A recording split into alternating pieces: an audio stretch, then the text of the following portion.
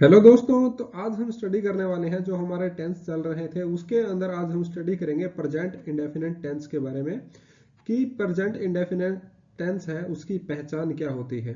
ठीक है, तो अगर हम बात करें प्रेजेंट इंडेफिनिट टेंस की, तो उसके जो हमारा प्रेजेंट इंडेफिनिट टेंस होता है उसकी पहचान कैसे करते हैं। सबसे पहले तो हमें यह जानना जरूरी होता है कि जो टेंस होता है उसकी पहचान कैसे होगी, तभी हम एक सेंटेंस बना सकते हैं।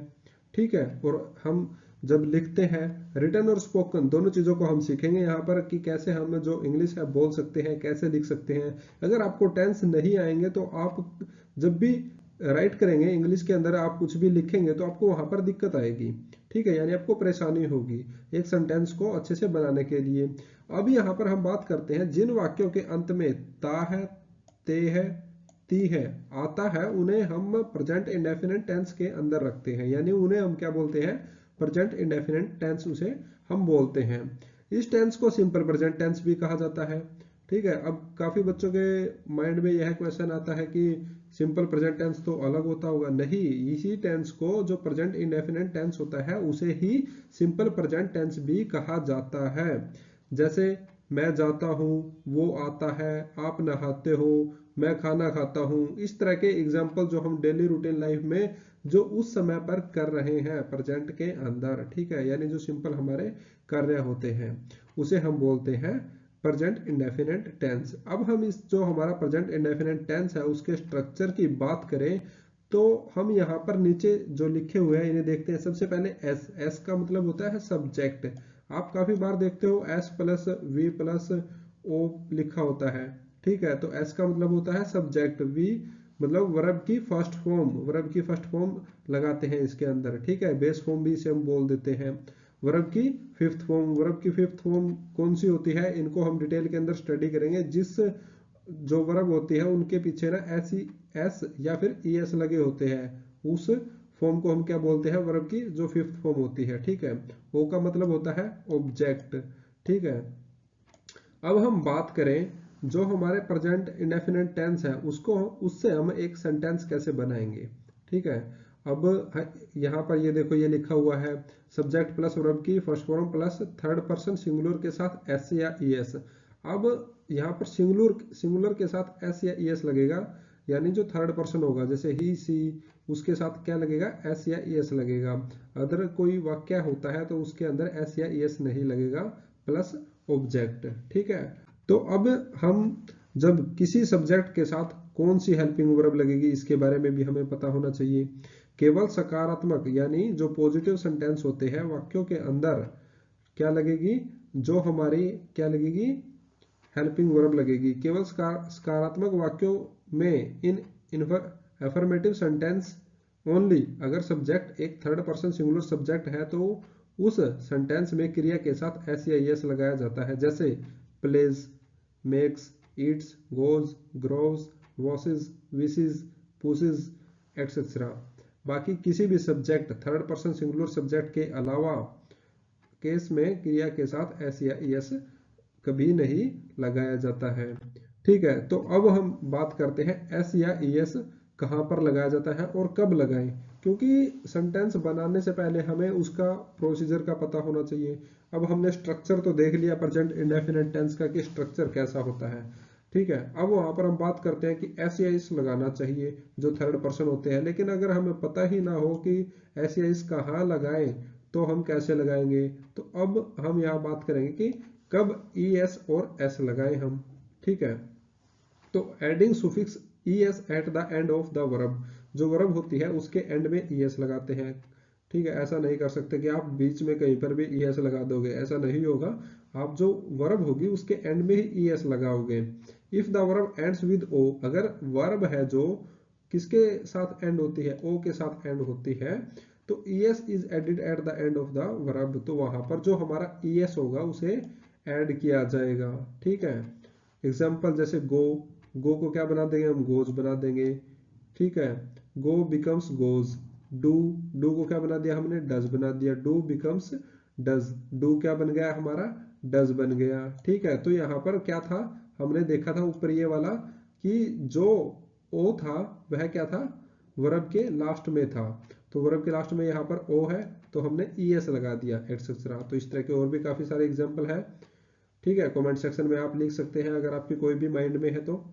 If the verb ends with double S, अगर वर्ब डबल एस के साथ एंड होती है और एस एच के साथ एंड होती है, तो वहां पर E S is added at the end of the verb, तब भी हम वहां पर क्या करेंगे, ई एस लगाएंगे। वहां पर क्या लगाएंगे, ई एस। ठीक है, कब कब लगाएंगे, जब या तो डबल एस हो या फिर एस एच आ जाए, तब हम वहां पर जो वर्ब होगी हमारी उसके एंड में क्या लगाएंगे, E S is added at the end of verb. Example, kiss becomes kisses.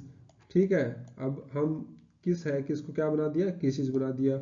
Wish है, विश को क्या बना दिया हमने, विशेस बना दिया। ठीक है, तो ऐसे एस या एस का प्रयोग होता है। If the verb ends with x, अगर जो वर्ब है हमारी वह एक्स के साथ खत्म होती है या फिर डबल जेड के साथ खत्म होती है, और सी एच अगर आता है किसी वर्ब के लास्ट में, ठीक है, es is added at the end of the verb, तब भी हम वहां पर es लगाएंगे उस वर्ब के खत्म होने पर। एग्जांपल देख लेते हैं हम यहाँ पर, फिक्स। अब x आ गया, हमने ऊपर देखा था ना, x के अगर एंड में आता है वर्ब के तो x तो वहां पर es लगाएंगे। तो यहाँ पर x आ गया एंड में, तो इसको फिक्सिस कर देंगे हम। ठीक है, अब बुज, डबल जेड, जब डबल जेड का एग्जांपल आ गया यहाँ पर, ये देखो हमने ऊपर देखा था डबल जेड के अगर आ जाए तो बुजिस करते हैं इसको हम, ये आ गया बुजिस। ठीक है, बुज बिकम बुजिस। कैच मतलब पकड़ना, बिकम्स कैचिज। ठीक है, यहाँ पर कैच मतलब सिंगल था और कैचिज एक से ज्यादा कैच उसने पकड़े। तो इस तरह से जो हमारे ES है वह लगाया जाएगा। If the main verb ends with Y, अगर जो हमारी मेन वर्ब है वह किसके साथ एंड होती है, वाई के साथ, with A consonant proceeding it, ES is eight the end of the verb, तो वहां पर भी हम क्या लगाएंगे, ES लगाएंगे। ठीक है, एग्जाम्पल, मैरी बिकम्स मैरिज। ठीक है, मैरी क्या बन गया, मैरिज बन गया। हम बोलते हैं ना कि मैरी, ठीक है, तब उसको क्या बना दिया, marriage. Try becomes tries, try करना, ट्राई बिकम्स क्या हो गया, ट्राइज। ठीक है, तो यहाँ पर भी ES लग गया जो हमारी वर्ब थी उसके एंड में। तो ES वाली कौन सी फॉर्म थी, कौन सी फॉर्म थी, ये हमने याद किया था ना, वर्ब की 5th फॉर्म थी। जैसे भी हम वो भी स्टडी करेंगे डिटेल के अंदर वर्ब की, कि कौन कौन सी वर्ब होती है, कितने प्रकार की वर्ब होती है। ठीक है, और रेगुलर वर्ब कौन सी होती है, इरेगुलर वर्ब कौन सी होती है, इन सब के अंदर डिफरेंस भी जानेंगे, इनके अंदर क्या डिफरेंस होता है। अब हम बात करें, बाकी लगभग सभी वर्ब्स के साथ एस लगाया जाता है। इनके अलावा मान लीजिए, जैसे अब हमने क्या बोला, जो ये ऊपर दिए गए हैं हमने, ये जैसे डबल एस हो गया, SH हो गया, ठीक है, O हो गया, X हो गया, डबल जेड CH, ये याद कर लीजिए Y, तो आपको कंफ्यूजन नहीं होगी। ठीक है, और वहां पर हम वर्ब भी याद कर लेंगे, और वर्ब याद हो जाने के बाद आपको पता चल जाएगा कि किसके साथ S लगता है और किसके साथ ES लगता है। ठीक है, अब हम बात करें कि जो हमारे सेंटेंस कैसे बनेंगे। अब सेंटेंस की हम बात करते हैं, सबसे पहले हम देखते हैं एग्जाम्पल्स को, एग्जाम्पल देखेंगे। ठीक है, अब यहाँ पर जो हमारे सकारात्मक वाक्य है उनके एग्जाम्पल देख लेते हैं। सबसे पहले हम देखते हैं, राम हर दिन 1 किलोमीटर दौड़ता है, Ram runs for a kilometre every day. तो यहाँ पर राम क्या है, ठीक है, राम थर्ड पर्सन है, तो रन क्या हो गई हमारी, वर्ब हो गई। तो रन के साथ हमने क्या लगा दिया, एस लगा दिया। क्या हमने अभी स्टडी किया था, जो वाक्य के पीछे क्या आते हैं, CH आते हैं, डबल एस आते हैं, X आते हैं, डबल जेड आते हैं, X आता है, तो वो नहीं है इसके पीछे, ध्यान से देखिए। ठीक है, तो इसलिए इसके पीछे क्या लग गया, एस लग गया। फॉर 1 किलोमीटर एवरी डे, हर एक दिन कितना दौड़ता है, 1 किलोमीटर दौड़ता है।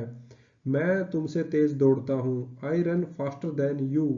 आई के साथ हम क्या लगाएंगे, आई के साथ हम एस या ES नहीं लगाएंगे, आई के साथ जो वर्ब है, ठीक है, तो आई के साथ वर्ब है उसके साथ एस या ES नहीं लगेगा। इसको भी हम स्टडी करेंगे कि जो सिंगुलर नाउन है और जो प्लूरल नाउन है, हमने स्टार्टिंग में भी स्टडी किया था कि उनके साथ एस या ES नहीं लगता है, सिर्फ जो थर्ड पर्सन होता है उसके साथ एस या ES लगेगा। ही सी इट के साथ एस या ES लगेगा, आई यू वी दे के साथ एस या ES नहीं लगता है।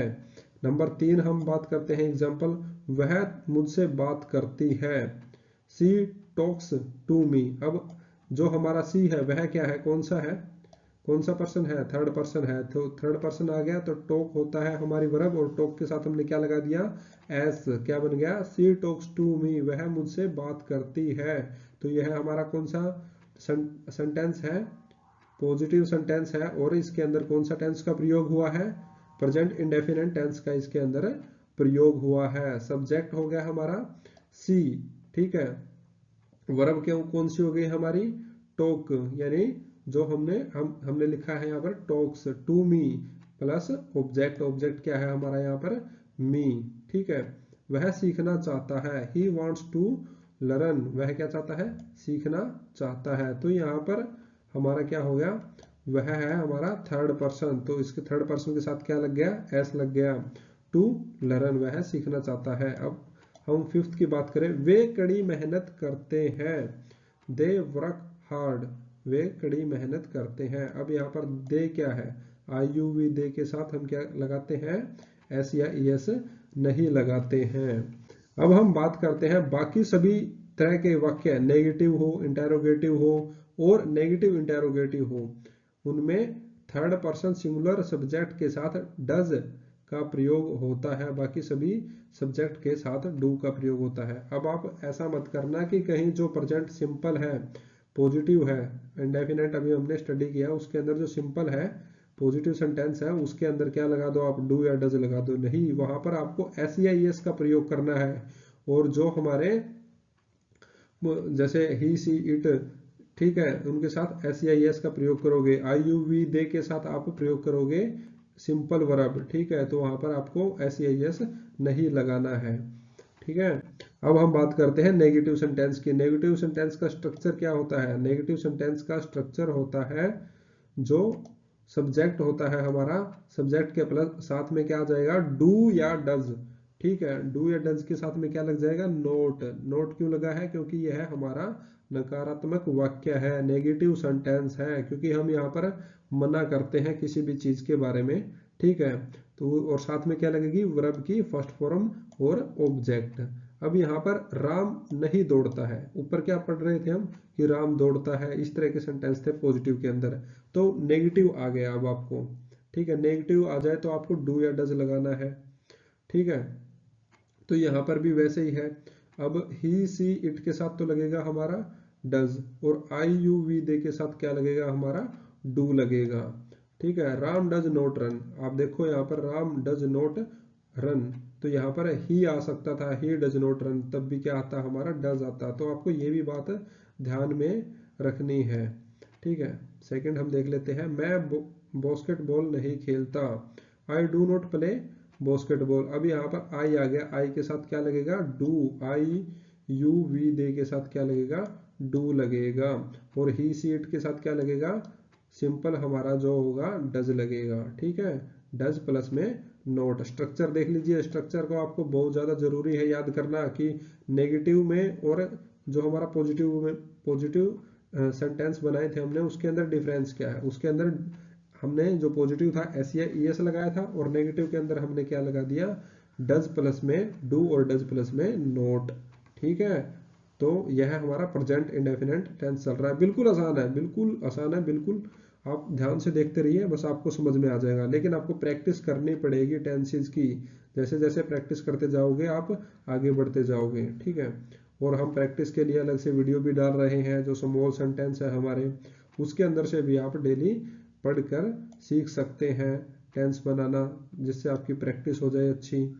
वे किताबें नहीं पढ़ते हैं, दे डू नॉट रीड बुक्स। अब यहाँ पर देखो दे वाला भी एग्जाम्पल आ गया, अब they do not read books, वे किताबें नहीं पढ़ते हैं, ठीक है। अब यहाँ पर दे हमने लगा दिया, हमारा सब्जेक्ट हो गया, डू क्या हो गया हमारे हेल्पिंग वर्ब हो गई, और नोट क्या हो गया, प्लस में नोट, नेगेटिव सेंटेंस है तो हमने नोट लगा दिया, ठीक है। रीड क्या होगी हमारी वर्ब होगी, और बुक्स क्या है हमारा ऑब्जेक्ट है। वह सीखना नहीं चाहता, he does not want to learn, अब यहाँ पर ही है, ठीक है, तो यहाँ पर ही के साथ क्या लगेगा, डज लगेगा। वे मेहनत नहीं करते, they do not work hard, वे क्या नहीं करते, मेहनत नहीं करते। ठीक है, तो आई यू वी दे के साथ मैंने बताया था आपको कि डू लगेगा, और ही सी इट के साथ लगेगा डज। तो मैं आशा करता हूँ आपको जो नेगेटिव है उसके ये सभी के सभी आपको समझ में आ गए होंगे। और अगर बात अभी भी समझ में नहीं आ रही है तो आप वीडियो के कमेंट सेक्शन में जाकर कमेंट करो, हम स्पेशल अलग से आपके लिए और वीडियो बना देंगे। और कोई दिक्कत नहीं है, हमारा सीखना जरूरी है, ऐसा नहीं है कि हम बस टाइम पास करना है, हमें सीखना जरूरी है, सीखना इंपॉर्टेंट है, एक एक चीज हमें बिल्कुल आराम से सीखनी है। अब हम बात करते हैं इंटेरोगेटिव सेंटेंस की। इंटेरोगेटिव सेंटेंस में क्या होता है, जो WH वाले वाक्य होते हैं, यानी क्या। जैसे हम पहले क्या से शुरू होता है वाक्य, क्या वह गाता है। पहले हम स्ट्रक्चर देख लेते हैं। स्ट्रक्चर है जो हमारा इसके अंदर स्ट्रक्चर, जैसे ये आ गया अब हमारा WH। ठीक है, तो आगे क्या आ गया हमारा, इसके अंदर आ गया हमारा WH, जो हमारा जैसे हेल्पिंग वर्ब थी, डू या डज हो। ठीक है, या फिर WH वाला कोई भी वाक्य हो, वाई, व्हाट, व्हेन, इस तरह के जो वाक्य है, डू या डज आगे आ जाएंगे। फिर आएगा हमारा सब्जेक्ट, हेल्पिंग वर्ब आगे आ गई हमारी, फिर प्लस में सब्जेक्ट, प्लस में वर्ब की फॉर्म, प्लस में ऑब्जेक्ट। अब आप देखो यहाँ पर जो प्रेजेंट इंडेफिनिट टेंस है हमारा, उसके अंदर आपको वर्ब की फॉर्म का सिर्फ एक ये ध्यान भी रखना है कि उसके अंदर जो चाहे पॉजिटिव हो, नेगेटिव हो, इंटेरोगेटिव नेगेटिव हो, उसके अंदर वर्ब की जो फॉर्म है वह कौन सी है, फर्स्ट फॉर्म रहेगी। तो आपको ये भी ध्यान में रखना है, क्योंकि यहाँ पर भी कंफ्यूजन होती है। हम क्या कर देते हैं, सेकंड फॉर्म लगा देते हैं, जिससे हमारा टेंस क्या हो जाता है, बदल जाता है, और वह कभी पास्ट हो जाता है। ठीक है, तो यह गलती आपको नहीं करनी है, तो ये चीज भी आपको ध्यान में रखनी है। अब डू या डज है, अब डू या डज कहाँ पर है, हमारा जो प्रेजेंट इंडेफिनिट टेंस है उसके अंदर आता है। और अगर सिंपल टेंस होता तो उसके अंदर डू या डज नहीं आएगा, क्योंकि उसके अंदर SAES लगा होगा। डू या डज होगा हमारा नेगेटिव के अंदर, ठीक है, इंटेरोगेटिव के अंदर, या फिर इंटेरोगेटिव नेगेटिव के अंदर। अब यहाँ पर डू या डज हमारा पहले आ गया। ठीक है, अब एग्जांपल देख लेते हैं हम। क्या वह गाता है, डज ही सिंग, क्या वह गाता है। तो वही प्रोसीजर है, बस सिंपल। अब यह हो गया हमारा जो डज है वह पहले आ गया, जो हमारी हेल्पिंग वर्ब है वह पहले आ गई है, किससे, जो हमारा सब्जेक्ट था उससे। तुम वहां क्यों जाते हो, why do you go there, तुम वहां क्यों जाते हो। अब ये आ गया ना WH वाले वाक्य है। ठीक है, यानी क्वेश्चन मार्क। ठीक है, इंटेरोगेटिव हमारे होते हैं प्रश्नात्मक वाक्य। हम कितने बजे खेलते हैं, until what time do we play, हम कितने बजे खेलते हैं। क्या वह स्कूल जाता है, अब यहाँ पर क्या वह स्कूल जाता है, यह भी क्या है, प्रश्न पूछा जा रहा है। हम कितने बजे खेलते हैं, यह भी प्रश्न पूछा जा रहा है। Does he go to school, क्या वह स्कूल जाता है।